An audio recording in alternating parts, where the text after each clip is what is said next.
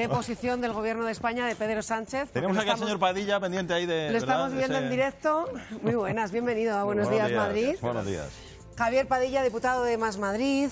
Bueno, pues vamos a empezar por este asunto, porque es noticia de última hora, ese cambio de actitud de Pedro Sánchez, que acaba de anunciar en el Congreso de los Diputados que sí, finalmente va a enviar armas, material ofensivo, directamente como país de España, directamente a la resistencia ucraniana.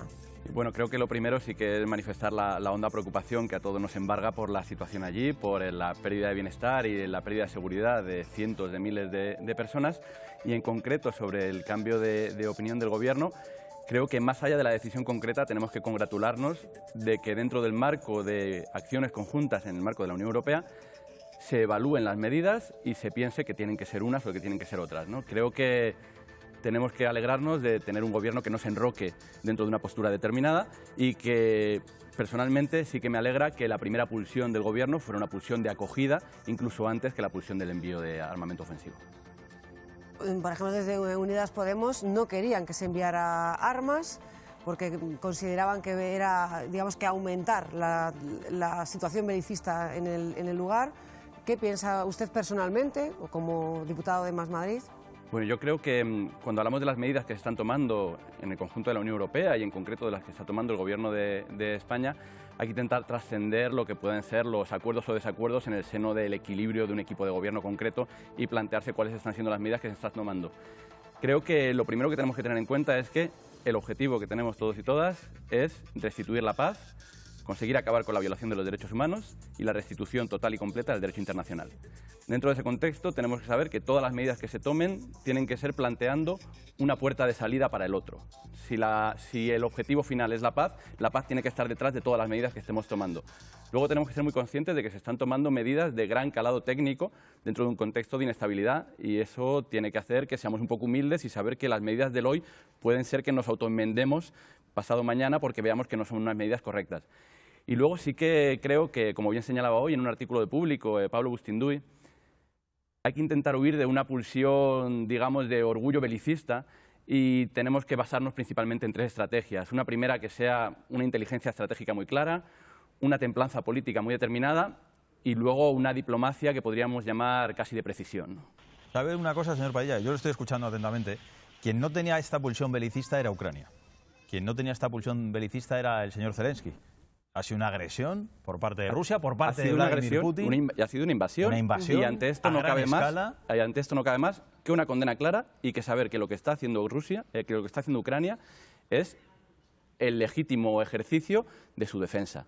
Y ante esto hay que ser claros. Y ante esto creo que además tenemos que enorgullecernos de que la Unión Europea haya dado una respuesta al unísono. Siempre se ha hablado de cuáles son los grandes defectos de la Unión Europea, siempre se ha hablado de que la Unión Europea no llevaba a cabo grandes medidas de forma conjunta, que cada uno de los países iba un poco al albur de sus intereses individuales. Creo que aquí no ha sido así.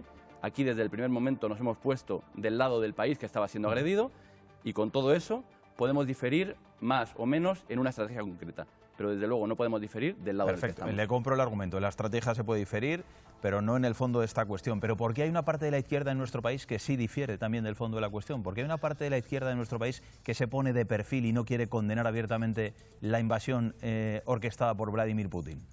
Pues habrá que preguntarle a esa parte de la izquierda, porque nosotros no pertenecemos a ese bando, ¿no? Digamos, nosotros nuestra postura la tenemos muy clara. Creo que no es solamente una parte de la izquierda, creo que es una parte de diferentes ámbitos del espectro político. Creo que hay una parte, por ejemplo, de la derecha que no sabe muy bien cómo ponerse dentro de este marco y estamos viendo cómo diferentes parlamentos autonómicos no están pudiendo aprobar declaraciones institucionales de apoyo al pueblo ucraniano y de condena a la invasión por la oposición y el veto de Vox, por ejemplo, ¿no? Creo que hay algunos partidos políticos que o bien tienen intereses económicos, como puede ser el caso de la ultraderecha, o que a lo mejor se mueven en marcos de interpretación de la realidad muy basados en la Guerra Fría, que tenemos que trascender y que concretamente en la situación actual no cabe otra cosa que no sea cerrar filas con el pueblo ucraniano.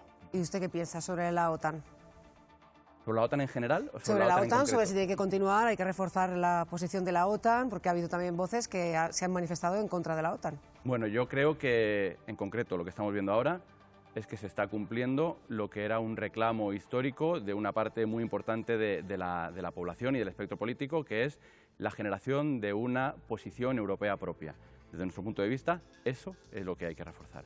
Y hay que reforzarlo no solamente desde una perspectiva de generación de posiciones belicistas, hay que reforzarlo también desde la perspectiva de una Europa de la acogida, ¿no? A mí me parece que no podemos medir solamente el compromiso de un país con el conflicto por el número de armas que envía. Me parece que el número de refugiados, por ejemplo, que se compromete a acoger, debe ser también uno de los factores que tengamos en cuenta a la hora de definir cuál es el compromiso real con el drama que está ocurriendo ahora mismo en Ucrania. Lo que está haciendo Ucrania. Polonia, por ejemplo, ¿no? Que está abierto fronteras, está siendo el país, en este caso, que más refugiados y exiliados está acogiendo en estos primeros días de la guerra. Sí, en términos generales solemos hablar de Europa como si fuera un todo, pero está claro que no todos los países de Europa se van a ver afectados de la misma manera porque no todos están tan cerca del conflicto como otros, ¿no? A este respecto, nosotros tenemos una postura muy clara que además creemos que es bastante coherente con posturas que hemos tenido en situaciones anteriores.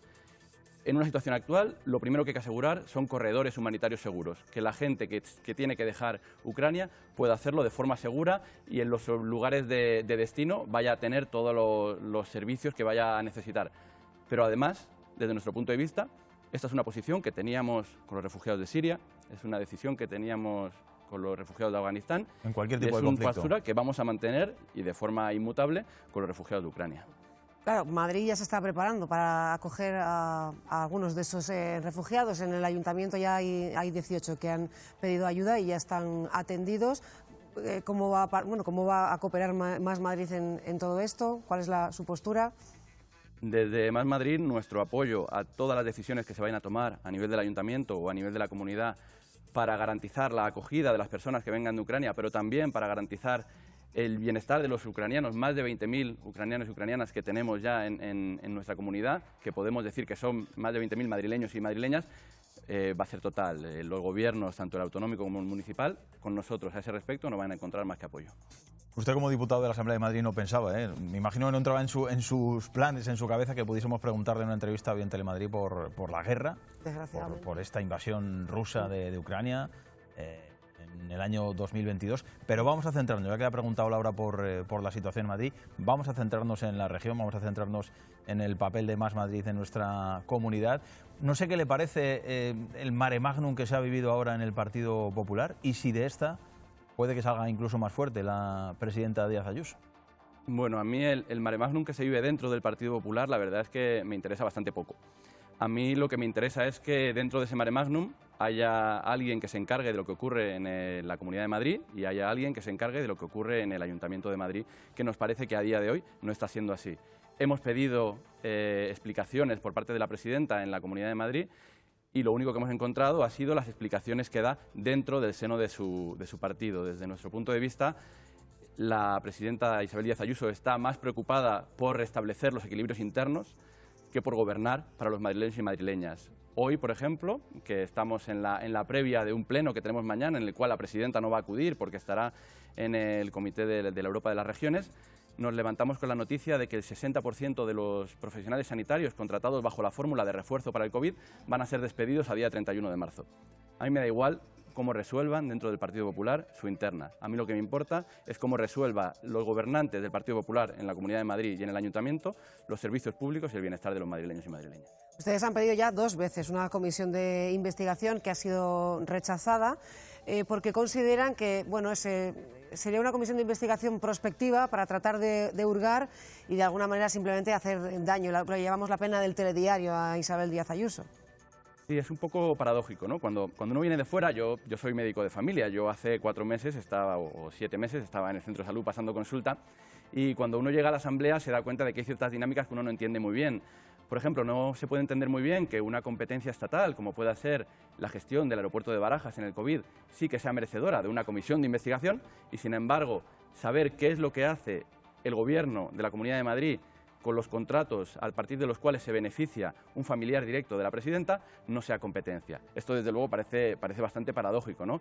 Lo hemos pedido, lo pedimos y lo vamos a volver a pedir. Pero es que, además, nuestros compañeros en el Grupo Municipal del Ayuntamiento de Madrid también han pedido una comisión de investigación, que parece que sí que se va a llevar a cabo, y que, además, si el señor Almeida cumple su palabra, según la cual ha dicho que todos los miembros del Partido Popular comparecerán, que hayan sido llamados para esa comisión, comparecerán, pues la señora Isabel Díaz Ayuso, de la cual hemos pedido su comparecencia, tendrá que comparecer. Si no es en la Asamblea de Madrid, que esperemos que acabe siendo, será en el Ayuntamiento. Ella decía que no tenía absolutamente ninguna información, ninguna noticia del contrato, que su hermano había realizado una serie de trabajos para traer esas mascarillas a la Comunidad de Madrid. ¿Ustedes no la creen?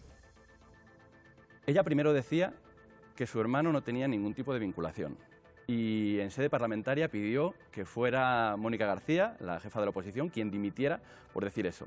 Al día siguiente reconoció que su hermano sí que podía haber tenido alguna vinculación con alguno de los contratos, pero que solamente eran 55.000 euros. Una semana después supimos que no eran 55.000 euros, que eran unos cuantos euros más de 200.000, pero que decía que de una parte de esos no tenía ninguna vinculación con contratos públicos. Después hemos sabido que ese contrato, que además no estaba accesible de forma directa dentro de la web de contratación pública del portal de transparencia, no estaba bien firmado, no tenía la firma electrónica, la fecha estaba cambiada, es decir, un conjunto de catastróficas desdichas en la cual todo parece que falla a favor de la presidenta y falla en contra de dónde ha ido el dinero de los madrileños y madrileñas, que podía estar en otros lugares que no fuera pagando al comisionista que casualmente ha resultado ser el hermano de la presidenta. No es una cuestión de creer o no creer, es una cuestión de que ya no sabemos a qué Isabel Díaz Ayuso creer.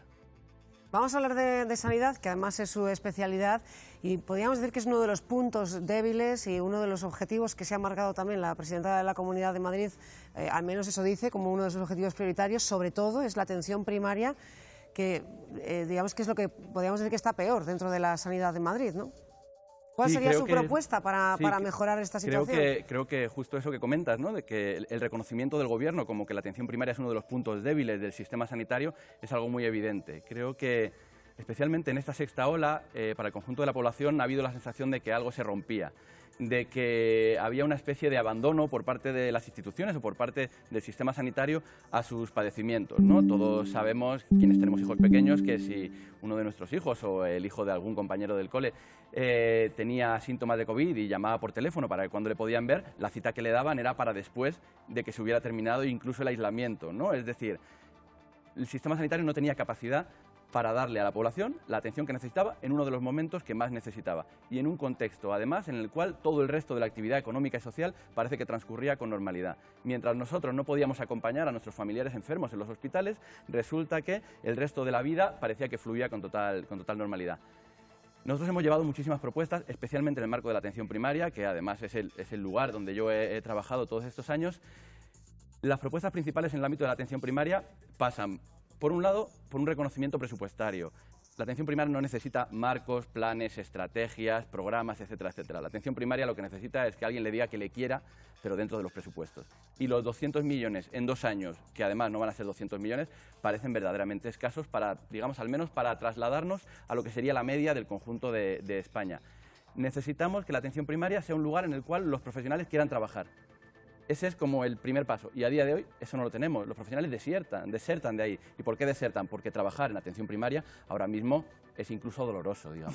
Y además algunos consideran que es mal pagado, teniendo en cuenta que en Madrid pues el nivel de vida, los gastos son bastante altos. Se ha mejorado, ¿no?, las condiciones, o se ha intentado mejorar las condiciones laborales y salariales de los médicos en Madrid. ¿A usted qué le parece? ¿Que es insuficiente? Pues digamos que las mejoras salariales de los médicos y médicas en la Comunidad de Madrid dependen de si leemos la nota de prensa o las nóminas de los profesionales. En la nota de prensa, desde luego, parece que sí que se han mejorado, pero por lo que nos dicen quienes han analizado a qué número de profesionales van a llegar esas mejoras, se habla de que las mejoras completas solamente llegan a un 6% de los profesionales médicos, pero es que la atención primaria no es solo medicina. La atención primaria son muchas otras categorías profesionales. Las enfermeras, por ejemplo, no van a ver esas mejoras salariales. Las TECAES, las celadoras, las fisioterapeutas, las matronas. La atención primaria es un conjunto de profesionales que trabajan por el bien de la salud de la población y el déficit de profesionales no lo tenemos solamente en los médicos y las médicas de familia. Los médicos y las médicas de familia y los pediatras y las pediatras son, digamos, la punta de lanza de ese déficit de profesionales, pero lo estamos viendo también de forma muy acuciante en el ámbito de las enfermeras, que creo que además, muy probablemente durante el próximo año, es una de las cosas que van a ser, digamos, van a estar muy candentes en la opinión pública y en los medios. Nuestra incapacidad para hacer atractiva la atención primaria y en general el Servicio Madrileño de Salud para las enfermeras, que hace que las enfermeras cada vez más decidan irse a otras comunidades autónomas o incluso a otros países. Está siendo reconocido, además, prácticamente por todo el mundo que ese es un problema y hay que cuidar más a los médicos y las enfermeras para que se queden en Madrid. Javier Padilla, diputado de Más Madrid, ha sido un placer tener esta mañana en Buenos Días Madrid. Pues nada, muchas gracias. Gracias. Tenemos que terminar ya.